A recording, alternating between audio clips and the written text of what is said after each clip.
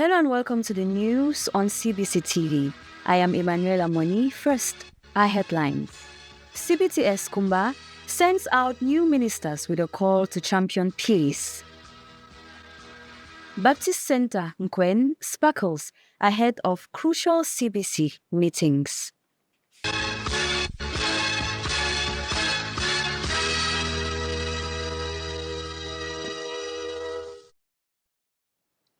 Newly graduated ministers of the Cameroon Theological Seminary, CBTS Kumba, have been encouraged to be catalysts of peace. The call was made by Reverend Dr. Memba Amos, speaker of the 2026 graduation ceremony in the institution, which held on Saturday, May 30th, 2026. Brian Aboringong tells us more in the following report. Graduates, faculty and staff, clergy, well-wishers and members of the wider academic community gathered at Berean Baptist Church Kumba for the three-phase event. The ceremony featured the graduation of the 20th Bachelor of Arts batch, the 23rd Diploma in Theology batch, and the institution's first ever Master of Arts graduates. It also included the dedication of the new Deputy Provost of the Kumba campus and a fundraising drive for a mini-market mall and hostel project. In his welcome address, the Deputy Provost and Head of Administration, Dr. Chubwin Collins Kabele, described the occasion as a historic milestone for the seminary. He thanked the leadership of the Cameroon Baptist Convention, alumni, and friends of the institution for their continued support and appealed for further contributions towards ongoing development projects.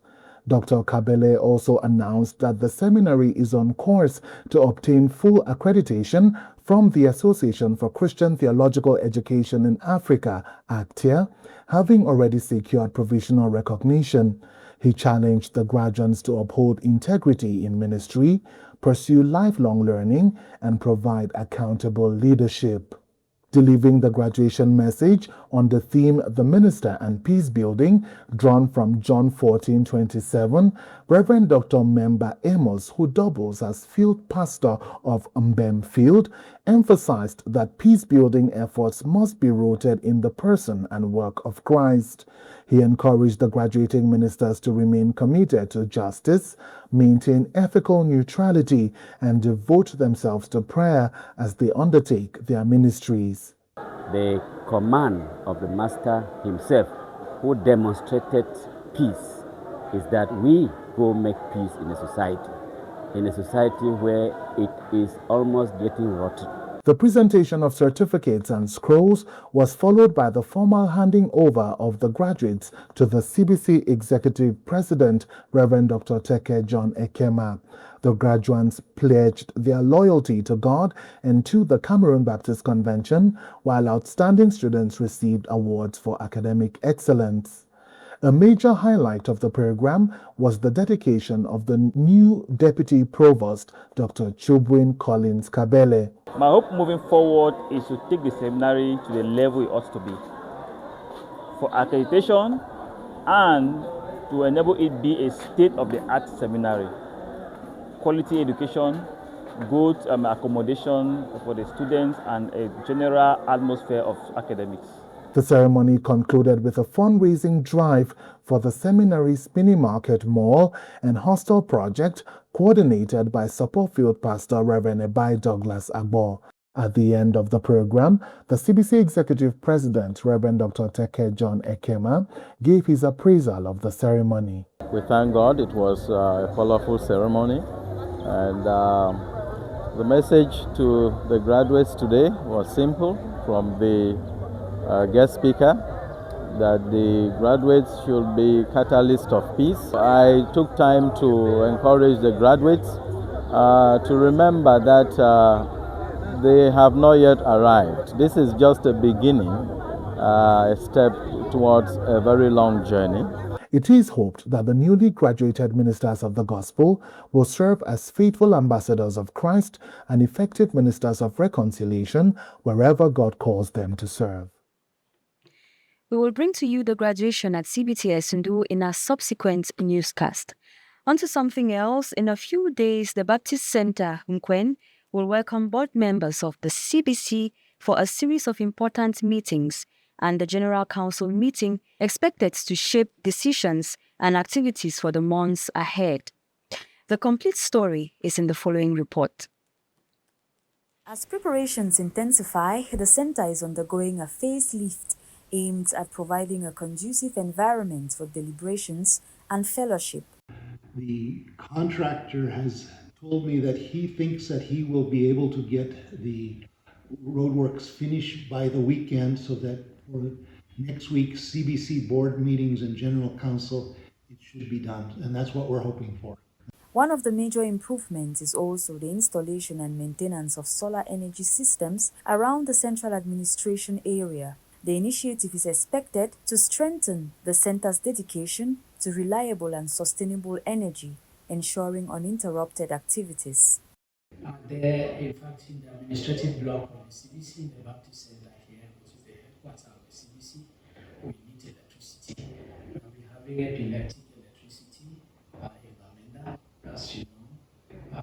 It will not be good for the administrative block to be in darkness. Besides, it hosts a good number of central administration. We have the finance and development, the evangelism and missions director, the education secretary, the executive president himself, the TCBD director, and a host of other senior staff. And we need constant electricity. Beyond energy improvements, painting works have given several sections of the center a refreshed appearance. The fresh coat of paint is not only enhancing the aesthetics of the facility, but also preserving structures that serve thousands of visitors throughout the year.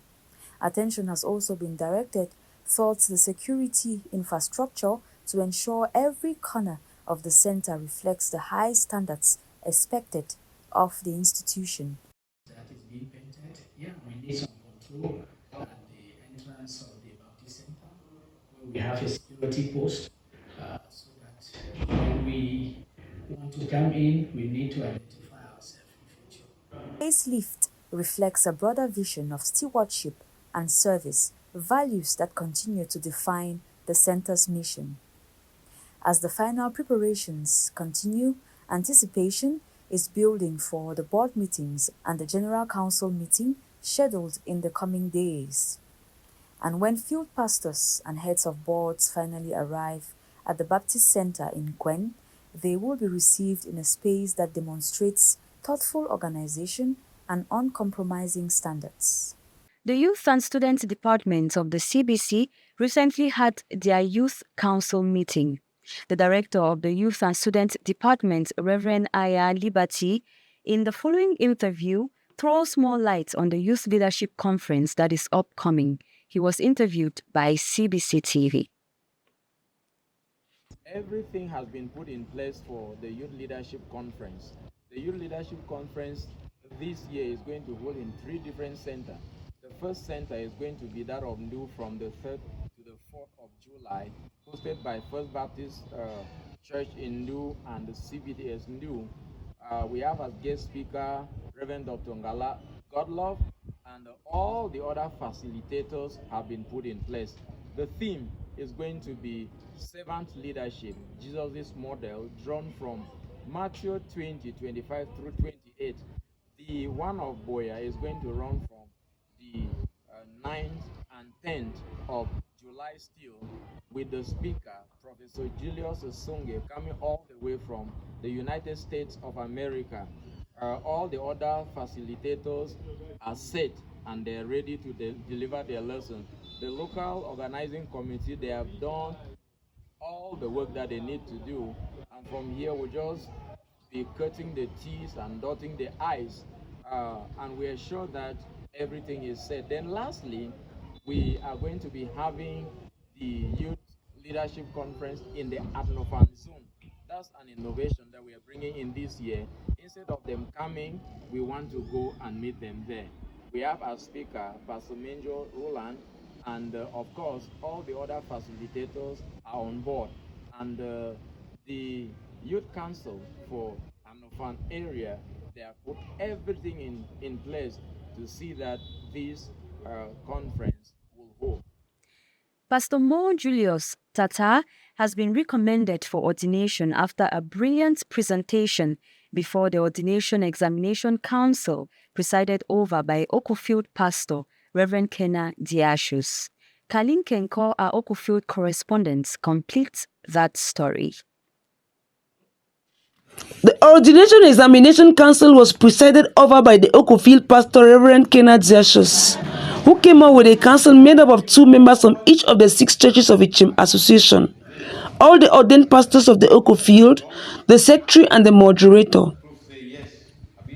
It was an exceptional examination as Pastor Modulo Tata presented all his doctrinal beliefs without any script, making use of scriptures to back up any doctrinal belief he presented.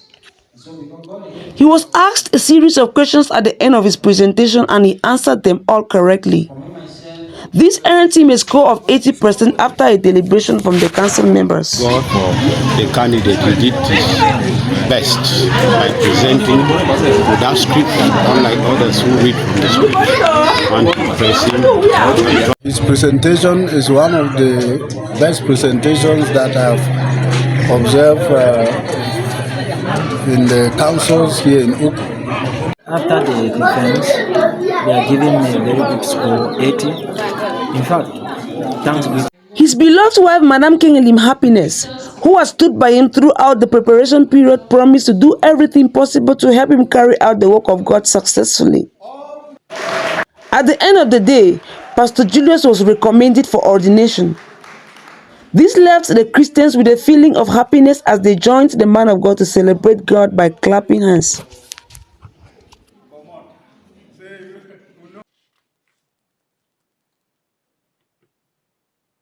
Reverend G.T. Jones Joni has been inducted as pastor of Trinity Baptist Church, Nedu. The ceremony was presided at by Ndufield pastor Reverend Dorko Augustine. Samari Francis and Ndufield correspondent was there and now reports. Trinity Baptist Church, Ndu Central Association, Ndufield, inducted their pastor in the name of Reverend G.T. Jones Joni. The ceremony was officiated by the Ndufield pastor, Reverend Dorko Augustine. This occasion was a memorable one as it was graced by the presence of many dignitaries from within and without Ndufield. Some of the special invitees present at the occasion were the former General Secretary, Reverend Peter Nyumlo, the former Provost of CBTS, Reverend Dr. Nsembo Johnson, the former Ndufield pastor, Reverend Gange Timothy, the former Nkambe Field pastor, Reverend Joseph Tanto, CBTS Provost Representative, Reverend Kebir Vincent, a host of ministers within and without Ndufield, and many others. The induction that started at 9 a.m. prompt was distinguished by the procession by all the choirs, called to worship by Reverend Samari Francis, greetings by some dignitaries, recognition of guests by the session pastor, Reverend Banlak Eric, and a message of grace by Reverend Valentine, who heralded from 1 Corinthians 4:1-5 under the title, The Minister as Servant and Steward. He stressed the point that many people in the contemporary society are interested in titles, but the minister should be conscious that he is a servant and needs to listen to people's emotional needs. He encouraged that ministers as stewards should be humble, faithful, and transparent as they handle the word. The Ndufield pastor conducted the induction proper, and it was sealed with prayers done by Reverend Peter Nyumlo, Reverend Kabir Vincent, and Reverend Dorko Augustine. Choirs and the press team members chanted to grace the occasion. Ndimi Village Ntwi Association in Bamfield have had a 3-day evangelistic outreach program. Evangelists and counselors went out for a door-to-door evangelism, as Roland Bonjab, Bamfield correspondent, tells us. Living the Gospel of Peace was the theme of a 3-day evangelistic outreach program in Twi Association of Bamfield, precisely in Ndimi Village. coordinated by the Ntwi Association Pastor Reverend Tatangem Josiah. Evangelists and counselors were drilled on daily basis by Minister Tatangem Irene before going out for the evangelistic door-to-door program for every day. Right away, we are in an orientation lesson. That is a discipleship program, lesson 1. And this is they are training the counselors on how to go out. And this is just the beginning. We started yesterday with the program. This program ended on Sunday with a worship service where many people rededicated and dedicated their lives to saving Christ in the me. I thank God for those who actually responded to the gospel, because that was our first objective, to reach out to the quarters of Ndimi and Bingala, and we successfully did that with great results.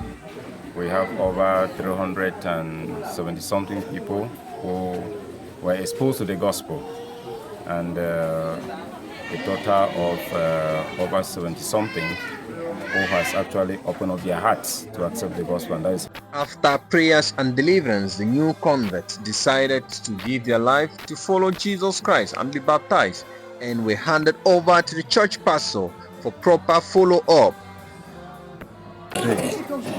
I learned a lot of things in the crusade, which has really makes me to refresh my mind, the type of lifestyle I'm living.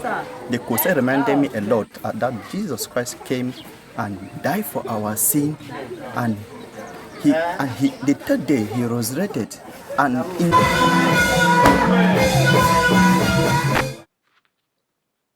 Mr. Tamfu Victor has expressed gratitude to God after surviving the tragic Mile Tungkwen flood disaster.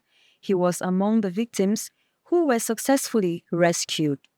Recently, Christians, family members, and well-wishers gathered at Nkwen Baptist Church to join him in a Thanksgiving service. Speaking during the event, the church's associate pastor in charge of youths, Reverend Kulka Collins, said it was only by God's grace that the church did not lose a third member in the devastating flood. 2 other members of NBC lost their lives in this incident. We move over to Bafusam, where the Men's Week of Missions at Salem Baptist Church, Bafusam, came to a successful close on Saturday under the theme Doing Missions with a Difference. Divine Damsa, a Bafusam field correspondent, completes that story.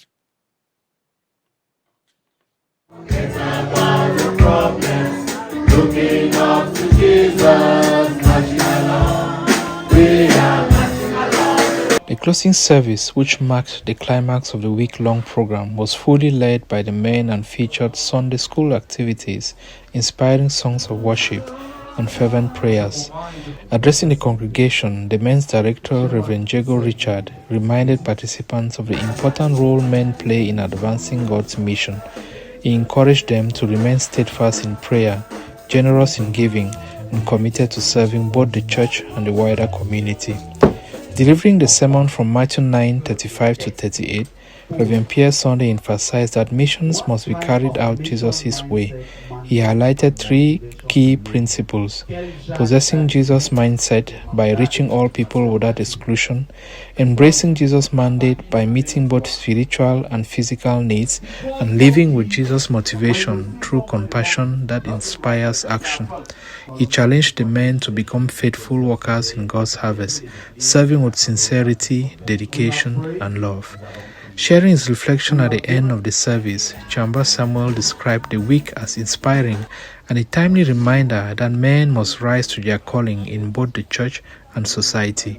We enjoyed these lessons for 3 days, and on the 4th day, we went out for an outreach, and we reached out to certain families around the church, and our experience was so wonderful, and it has given us the desire to always go out to reach out to the unreached.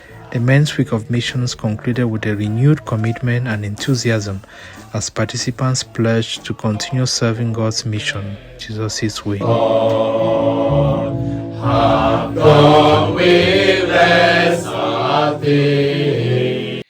report by Divine Damsa puts an end to this edition of the news on CBC TV. Thank you for staying with us and keep watching CBC TV.